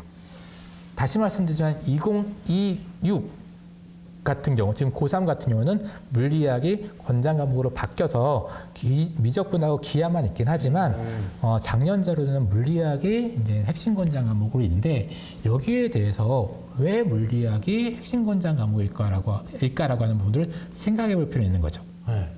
어떻게 이 답을 찾냐 하면 저는 아이들하고 이렇게 이야기했거든요. 그럼 서울대 화학생물공학부 한번 홈페이지 한번 들어가 보자. 라고 해서 조금 검색을 해보면 여기에 화학 관련된 활동, 그다음 생명과학 관련된 활동도 있지만 배터리하고 연료전지에 대한 공부들도 같이 하고 있더라고요. 아, 배터리. 네. 그 내용들을 한번 이해하고 본다면 그럼 물리학이 공학이니까 전체적인 시스템을 위해서 물리학이 필요하네? 라는 것뿐만 아니라 배터리하고 연료전지에 관련된 부분도 이 학과에서 공부하고 있네? 라는 부분들을 확인할 수 있지 않을까 싶은 거예요. 그러면 어디까지 갈 수 있냐 하면 물리학의 세특을 만들 때 이제 연료전지나 배터리와 관련된 고등학교 수준에서의 고민들을 하면 세특 주제가 되는 거죠. 그렇죠. 일단은 뭐 만약에 배터리를 한다면은 분명히 전자기학이나 이런 것들을 그쵸. 배울 텐데 그게 물리학 역시. 기초가 없을 때는 전혀 이해를 못 하거든요. 물리학 안 들었다고 하셨어요? 그래서 다시 하지만 그렇죠. 네. 그런 정도로 하다 보면은 일단 과목 선택에 대한 도움도 주지만 이제 중요한 건 세특 주제에 대한 선택도 도움되지 않을까라는 생각에 왜 필요한지에 대한 고민들을 계속 해보시면서 과목을 좀 비판적으로 좀 생각한다면은 세특 주제까지 볼 수 있다라는 부분들이고요. 제가 좀 많이 예시를 드는 게 요 예시예요. 가장 정확한 예시인 것 같아서 매번 이야기를 드리는 건데 경찰행정학과 가기 위해서는 확률 통계하고 이제 제2 외국어가 필요하거든요. 그래서 그냥 여기서 똑같아요. 왜 필요할까요? 라고 예를 드는 거예요. 그러면 이 인터뷰 내용에 의하면 왜 필요할까에 대한 예를 이렇게 얘기했어요. 외사 경찰을 하기 위해서 또는 인터뷰를 하기 위해서는 제2 외국어가 필요하다. 그 다음에 통계를 프로파일러 하려면 뭐가 필요하다? 확률과 통계가 필요하다. 그러니까 확률과 통계 필요하대. 여기서 이 책에서는 아니면 선생님이 확률과 통계를 필요하다고 하니까 나 이거 선택할 거야. 여기서 끝나면은 깊이 있는 학습이 안 되는 거죠. 그러면은 이제 확률과 통계를 선택했다면 뭐 해야 되는 거예요? 통계 프로파일러의 분석 통계에 필요하네. 그러면 내가 어떤 활동, 사회 범죄 활동과 관련된 통계를 해본 내보는 세특을 한번 해볼까? 깊이 있는 학습을 해볼까? 이렇게 생각할 수 있는 거예요. 이게 세팅이 다 연결되네요. 그쵸? 쫙 연결되네요. 네. 그러니까 지금 단순히 5월 달에 아니면 7월 달에 아니면 최종적으로 9월 달에 과목 선택하면은 끝이다. 이게 아니라 조금만 비판적으로 왜라는 질문들을 던지다 보면 이 과목으로 이런 세트까지 할 수 있어라는 거고 아까 서울대 우리 대화를 할 때 이렇게 열심히 얼마나 적극적으로 하는 얘기 있잖아요. 거기서 제가 목적성이라는 이야기 했던 것 같은데 내가 이 확률과 통계를 들으면서 어떤 걸 표현하고 싶어라고 이야기하면 지금 여기 나오는 것처럼 범죄 통계 프로파일러에 필요한 통계 분석이라고 얘기할 수 있는 거죠. 선생님, 네. 궁금한 게 네. 이 정도까지 고1들이 생각을 할 수 있나요? 그래서 네. 제가 계속 말씀드리지만 이게 아이들이 공부하기 좀 바쁘거든요. 네. 그래서 조심스럽게 예측을 하면은 부모님들이 조금씩 이런 부분들에 대해서 같이 이야기하는 부모님이 이걸 알려주라는 게 아니라 이런 것들 요즘에 경찰행정학과에서 프로파일 관련된 부분들 하고 있대. 너는 어떻게 생각해? 이런 부분들이 있어. 이런 정도만 던져주는. 그래서 BTS 노래 한번 들어볼래? 라고 이야기하는 게 중요하다고 한 것처럼 프로파일러에 대한 부분들이 있대라고 이야기하던가 나는 이거 잘 모르니까 우리 애가 좀 알려줬으면 좋겠어 라고 이야기해 주시면 좋을 것 같아요. 단 저도 고3 학부모로서 아이랑 대화를 하다 보면 그 끝이 매번 좋지 않아요. 매번 좋지 않아요. 하지만 중요한 건 뭐냐면 10개 중에 하나 건지더라고요. 저도 이제 아이랑 GPT를 이렇게 같이 유료 버전을 같이 쓰는데 아이랑 같이 막 이런저런 이야기하는데 아이가 이제 되게 무시를 해요. 상처도 많이 받거든요. 근데 그럼에도 불구하고 학부모니까 아이니까 좀 던져주면 그 던져준 거에 10개 중에 한두 개는 GPT에 검색하는 히스토리가 보이더라고요. 그래서 이놈이 이거를 먹고 있네? 맛있게 먹네? 달콤하네? 막 그러면서 좀 보는데 아마 그런 부분들이 10개 중에 하나 정도만 걸려도 전 성공하는 거라고 보거든요. 그래서 아이들이 혼자 할 수 있는 부분들이 하면 좋죠. 그러면 진짜 이런 친구들은 서울대급이다라고 이야기할 수 있는데 그렇죠. 그런 부분들을 우리 학원 보내는 것처럼 어머님들이 조금 도움을 좀 이렇게 주시면은 좋지 않을까라는 게 들고 아마 이 강의를 들으시는 분도 우리 자녀를 위해서 어떤 도움을 줄 수 있을까에 대한 부분들을 맞아요. 고민하려고 들으시는 거잖아요. 네, 숙제입니다. 같이 한번 고민해 보자라는 거고, 다시 얘기하지만 어머님이 아버님이 다 안다고 알려주려고 하지 마시고요. 제일 중요해. 야, 내가 오늘 김강석 선생님 강의를 듣고 왔는데 너 일로 앉아봐. 야, 내가 진짜 A부터 Z까지 다 알려줄게. 야, 이거 따라와봐. 이러는 순간 마, 왜 이래? 이러면서 좀 사이가 문 닫고 들어가죠. 문 닫고 예. 아이 뭐해? 나 몰라 막 이러면서 그러니까 멀어질 수 있어. 이 이야기를 드리면은 너무 따라할 것 같아서 네. 팁은 아니고요. 그냥 이런 철학만 기억하면 될 것 같은데, 저희도 아이가 있다고 계속 말씀드리잖아요. 고등학교 들어가니까 이 얘기를 저도 이제 도와줘야 돼서 얘기를 했더니 아이가 문 닫고 들어가더라고요. 그래서 저는 아이를 차를 태워서 빵집 투어를 다니거든요. 아하. 왠지 아시겠죠? 네. 차에서만큼은 아이가 제 얘기를 듣더라고요. 그렇죠. 방문을 못 닫고. 근데 이러라고 이야기 드리는 건 아니고, 어떻게 아이랑 그런 식이라도 어떻게 하든지 대화를 하자라는 취지로 얘기 드렸으니까, 괜히 이 강의 들으시는 분들 다 뭐 땡땡당 가가지고선 땡땡당 가서 빵 먹는다고 그러지 마시고. 아 근데 괜찮은 것 같은데 뭐라도 먹이면서 뭐 이야기를 해야지. 맛있는 걸 좀 그쵸. 먹이면서 이야기를 해야지. 그냥 대뜸 뭐 이야기하는 것보다는 좋은 전략인데요, 이거? 네, 저는 그랬습니다. 참고만. 네, 참고만 이 철학만 이렇게 얘기를 하려고 노력한다라는 것만 이야기하시면 될 것 같아요. 네네. 우리 사례 하나만 더 볼게요. 네. 이거는 이제 조금 이제 평범한 사례라고 보시면 될 것 같고요. 이제는 문화재학과예요. 문화재학과에는 이런 과목이 들어야 된다고 지금 1학년 대상이 아니라 2, 3학년 대상의 지정 과목이 이렇게 되어 있네요. 그래서 이 학생도 나만의 생기부 만들려고 해서 여기에 지정해 있는 과목 열심히 들었어요. 고고학, 미술 같은 인문학도 들었고요. 세계사, 동아시아도 들었고, 한문하고 사회 관련된 부분 들었대요. 근데 이 친구는 조금 특이하게 나만의 생기부 만들고 싶어 했다는 게 너무 강해가선 좀 특별한, 개별화된, 차별화된 생기부 만들고 싶어서 무슨 과목을 선택했냐면 화학물리를 선택했어요. 와. 왜 그랬을까요? 문화재학과가 화학물이요. 오, 진짜 특이하다. 그렇죠. 그래서 왜 선택했을까라고 유추를 해보면 이 친구는 문화재학과라고 해서 발굴만 하는 게 아니라 발굴한 문화재를 화학적 처리, 물리적 처리도 하고 싶었던 거죠. 보존을 위해서. 그렇죠. 아. 그러면은 이 학생의 생기부가 어떻게 될지에 대한 부분들이 조금 눈에 보이지 않나요? 네. 벌써 왜 그 과목을 들었는지 그리고 그걸 통해서 어떤 세택들을 했을지 약간 좀 그려지는데요. 그렇죠. 그러니까 여기에 제가 이제 학과 바이블로 설명드렸고 여러 가지 이제 자료집이 나올 텐데 거기에 있는 과목이 아니라고 할지라도 내가 요리할 수 있는 과목이라고 한다면, 목적을 가지고 있는 과목이라고 한다면 과감하게 선택해서 마음대로 질문들을 펼쳐나갈 수 있다, 탐구를 할 수 있다라는 예시예요. 목적이 근데 너무 명확하다. 그렇죠. 네.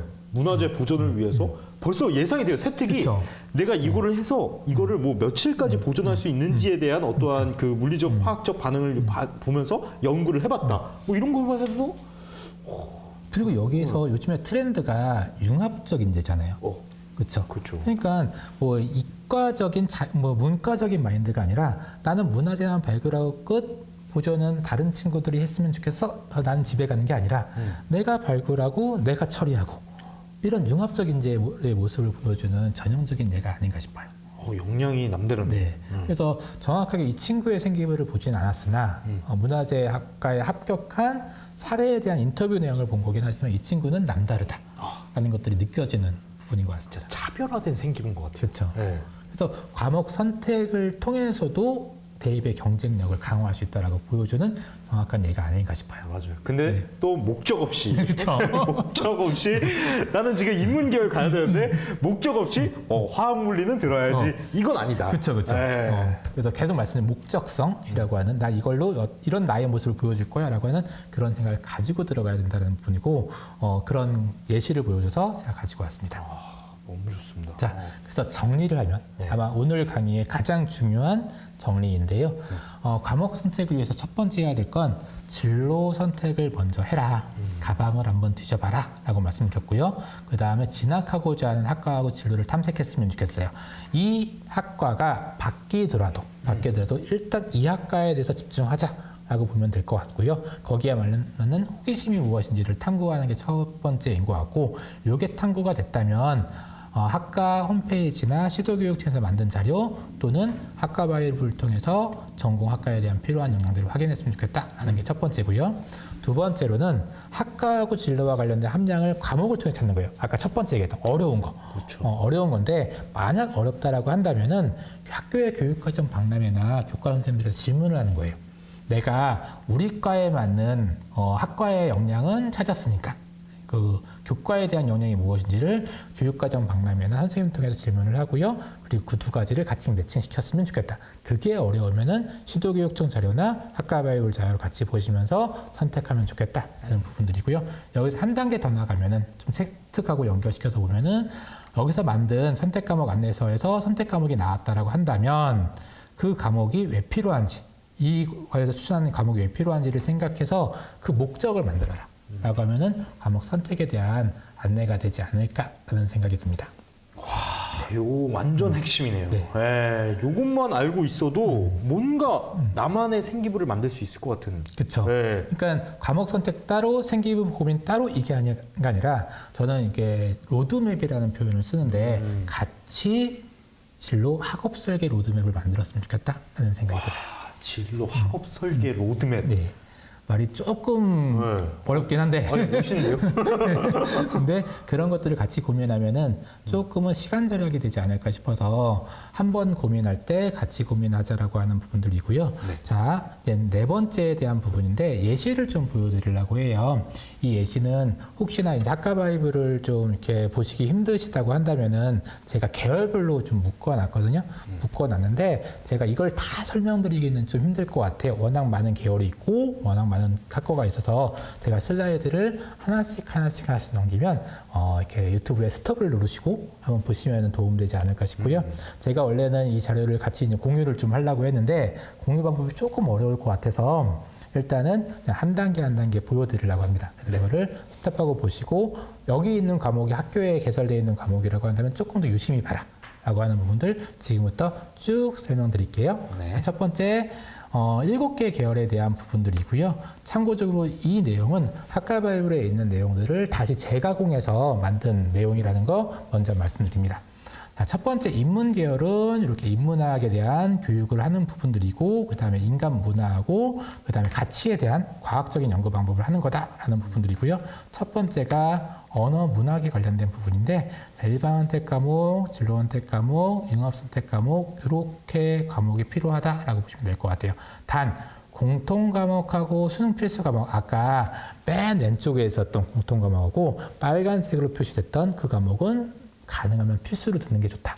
왜냐하면 수능을 치러야 되니까. 그렇죠. 네, 그래서 그거를 기본으로 깔고 나머지 과목은 이런 과목 선택했으면 좋겠다라는 부분들이고요. 과들 관련된 분을 까서 과를 보고 선택하시면 될 것 같아요. 이런 식으로 보시면 될 것 같습니다. 그래서 두 번째로는 인문과학 같은 경우는 문헌정보학과나 인류학과, 심리학과들이 좀 포함되어 있는데 이런 과목들을 선택하시면 좋다라는 부분들이고 이건 2022 개정교육과정과 관련된 교과목이니까 1학년에 해당되는 부분들 다시 말씀드립니다. 네, 1학년이 보면 좋네요. 네. 그 다음에 쭉쭉 넘기도록 할게요. 사회계열 같은 경우는 경영, 경제, 법학, 행정, 사회과학이 여기 포함이 되고요. 여러 현상을 인간에 대한 과학적으로 접근하는 부분들을 사회계열이라고 하는데 경영, 경제 관련된 과목들 여기 나와 있고요. 그 다음에 법학 관련된 과목들 여기 있습니다. 필요한 내용들을 보면 스탑하고 보시면 될 것 같아요. 자, 그리고 사회과학 관련된 부분들은 복지학과 관련된 부분들 주된 내용인데 이렇게 과목들 선택 과목 지정해 주시면 좋을 것 같고요. 자, 그 다음에 자연계열입니다. 우리 자연계열 많이 선호하는데요. 자연계열 관련된 부분들이 이런 부분들 학과가 있고요. 과학 베이스죠. 과학 베이스라서 지금 탐구 과목도 과학 중심으로 좀 진행이 되고 있습니다. 자, 그 다음에 아이들 되게 좋아하는 생명화학 환경 베이스인데요. 관련된 과목들 다음과 같습니다. 그리고 네, 그 다음에 생활과학 관련된 부분들인데 생활과학 관련된 부분들은 이제 체육미술도 조금 미술 과목도 좀 포함되는 부분들이 있어요. 왜냐하면은 뭐 이렇게 패션학과 이런 부분들 이상학과들이 있어서 이렇게 보시면 될 것 같고요. 근데 과마다는 또 다를 수 있잖아요. 네, 과마다 좀 달라요. 그래서 과를 만들려면은 어떻게 아까 생각했던 것처럼 조금 한번 고민을 해봐라. 그래서 요 베이스를 가지고선 한번 생각을 해봐라 라는 부분들이고 이 강의 자체가 그러니까 모든 과에 맞춰서 제 자녀분들에게 진짜 필요한 과를 그 학교에 맞게 탁탁 찍어주면 좋겠지만 워낙 이제 전국에 있는 분들이 보시는 유명한 방송이다 보니 일단은 전국에 조금 있는 넓게. 학과들이 다 다르니까 그러니까요. 그거를 뭐 일일이 다 보여드릴 수는 없는 네, 거고. 그래서 일단은 요거를 참고해 보시면 좋긴 하지만 제가 봤을 때는 뭐 요렇게 참고하느니 그냥 이걸 사겠다. 요거를 구매해서 그냥 아이들이랑 같이 그 자기가 좋아하는 학과는 아예 포스트잇으로 좀 표시해 놓으면 좀 계속 바뀌니까 그렇죠, 그렇죠. 계속 바뀌니까 요과에는 계속 요렇구나. 보면 좋다라는 부분인데 일단은 먼저 이렇게 기본적인 부분들은 좀 알려드리는 게 좋을 것 같아서 계속 얘기해드리면 수학, 물리, 천문은 이런 각 과목을 선택했으면 좋겠다. 좀 빨리 갈게요. 네. 아이들이 좋아하는 공학입니다. 공학 같은 경우는 뭐 건축, 토목, 도시인데 이런 미술 같은 것들이 좀 눈에 띄죠. 왜냐면 건축이니까. 건축이니까. 네. 그리고 기계 금속 같은 경우는 물리 베이스라고 수학 베이스 이렇게 되다 보니까 이런 과목들이 필요하고요. 그다음에 전기, 전자 같은 경우는 뭐 과학, 수학 베이스라고 보시면 될 것 같고요. 그다음에 정밀 에너지 관련된 부분들 같은 경우도 이렇게 보시면 될 것 같습니다. 그럼 선생님 여기서 질문. 그러면은 어떻게 보면 1학년 때 진로가 결정이 안 돼 있을 수 네. 있잖아요. 그러면 계열별로는 좀 비슷하니까 계열만이라도 조금 어느 그쵸. 정도 자리를 잡으면 네. 좀 좋은가요? 네. 일단은 계열별로 접근을 좀 하는 게 지금 말씀하신 것처럼 좋긴 한데, 그래서 요즘에 이제 가장 좀 많은 핫한 과들이 자율전공 같은 것들이 많이 보잖아요. 많이 그래서 생겼죠. 그런 부분들이 아마 이런 학과에 대해서 미리 선택하지 않은 친구들에게 기회를 주는 부분들인 것 같아요. 그런데도 불구하고 자율전공도 서류가 중요해라고 이야기하시는 분들이 많아서 질문 나온 김에 말씀을 드리면 자율전공 같은 경우가 이런 느낌인 것 같아요. 나는 어떤 과를 가야 될지 몰라. 그러니까 자율전공 할 거야. 이런 느낌이 아니라 조금 더 구체적으로 얘기하면 난 하고 싶은 게 너무 많아. 그래서 뭐 해야 될지 몰라. 이런 친구들을 선호하는 것 같아요. 그래서 내가 지금은 에너지공학과를 가려고 해서 에너지공학과에 관련돼서 열심히 노력했는데 생각해보니까 화학공학과네? 그래서 그럼 화학공학과에 대한 열심히 노력하는 거. 생각해보니까 좀 내 진로가 좀 생명이네? 그러면 생명으로 가는 거. 그래서 그때그때 열심히 하는 친구들을 좀 선호하는 게 이제 자율전공이다 보니까 지금 말씀하셨던 것처럼 과가 바뀐다라고 할지라도 뭐 그렇게 스트레스는 받지 않았으면 좋겠는데 이왕 할 거면, 이왕 고민을 할 거라고 한다면 조금 지금 많이 고민하고 탐구를 해가지고선 좀 나한테 맞는 옷을 좀 빨리 정하는 게 좋지 않을까라는 생각이 들어서 말씀드립니다.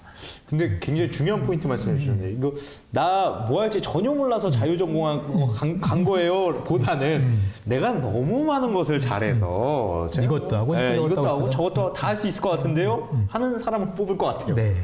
그게 이제 자율전공학과를 만든 기본적인 취지가 아닌가라는 생각이 듭니다. 네. 정말 오늘 긴 호흡으로 좀 말씀을 해주셨는데 진짜 이야기를 들어보면은 왠지 아이와 잘 이야기를 해서 정말 경쟁력 있는 어떠한 전략을 좀 세울 수 있지 않을까라는 네. 생각이 드는데 제가 봤을 때 아까 막 오늘은 요게 주제가 아니라서요. 요게 주제 아니 계속 이런 말씀하시니까 이것도 들어야 되는데 매주 나와셔야 될 것 같아요. 아니요. 아마 일단 첫 번째로 아마 티타임에서 준비를 해주실 것 같고요. 2028 대입에 대한 부분들하고 아마 생기부에 대한 부분들은 아마 전에 이제 찍었던 영상들도 있는 걸로 알고 있어요. 그렇죠. 네. 그 영상 저도 봤는데 네. 또 제가 아는 선생님이거든요. 되게 친한 선생님 너무 강의를 잘하시더라고요. 그래서 그 영상도 한번 찾아보시면 좋지 않을까라는 생각이 들어요. 아니 그 티타임에서 그 전소영 선생님이 또 생기부 관련해서도 말씀하실 거거든요. 4월 말에. 네. 4월 말에 말씀하시는. 전소영 선생님 우리 생기부의 여왕. 생기부의 퀸. 퀸인가요? 네. 퀸 전소영 선생님이 오시기 때문에 그러면 걱정 안 해도 돼요. 제가 선생님한테 그런 이야기를 좀 드렸어요. 선생님 그 선생님께서 교사 대상으로 연수해 주는 것도 좋은데 학생 대상으로 한번 해주시면 안 되냐. 왜냐면 학생들도 생기부 잘 준비를 하고 싶은데 모르는 부분 많다라고 해서 아마 학생부에 대한 어떤 학생편도 좀 나중에는 찍을 것 같고요. 그리고 요 고교학점률과 관련해서 지금 요 내용은 학생들이 들어도 좀 좋은 것 같아요. 그럼요. 같이 들으시면 좋고요.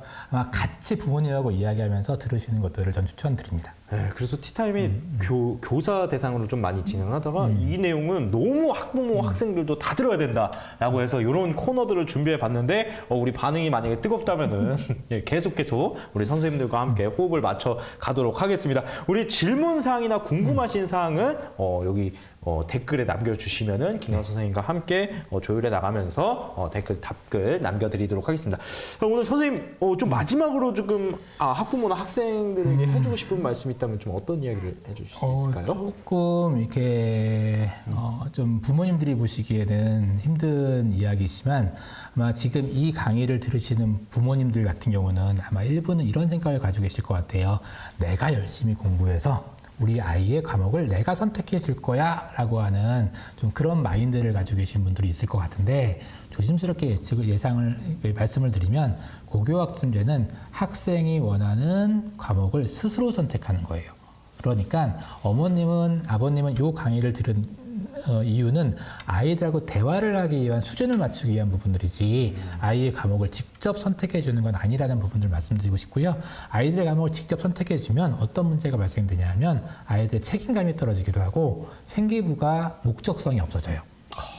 그래서 분명히 말씀드리지만 아이들하고 같이 대화를 하기 위해서 요만큼 눈높이를 높인 거다라는 수준에서 이해를 하시면 좋을 것 같고 이제 우리 교육과정 박람회 하는 거 알았잖아요. 네. 그럼 교육과정 박람회 한다라고 하면은 직접 학교에 가서 찾아보시고 얘기도 들어보시고 우리 아이가 어떤 얘기를 들었는지 대화를 하면서 너한테 맞는 건 이거 어울리는 것 같아. 이런 식으로 대화를 하는 것들을 적극적으로 추천드립니다. 아이들 과목 선택해 주시는 거 나쁘다고 이야기할 수는 없지만 조금 더 멀리 보면은 좀 힘들 수도 있다는 거 말씀드리면서 마치도록 하겠습니다. 정말 고1 학부모 필수 시청 영상이 아닐까 싶습니다. 네, 감사드립니다.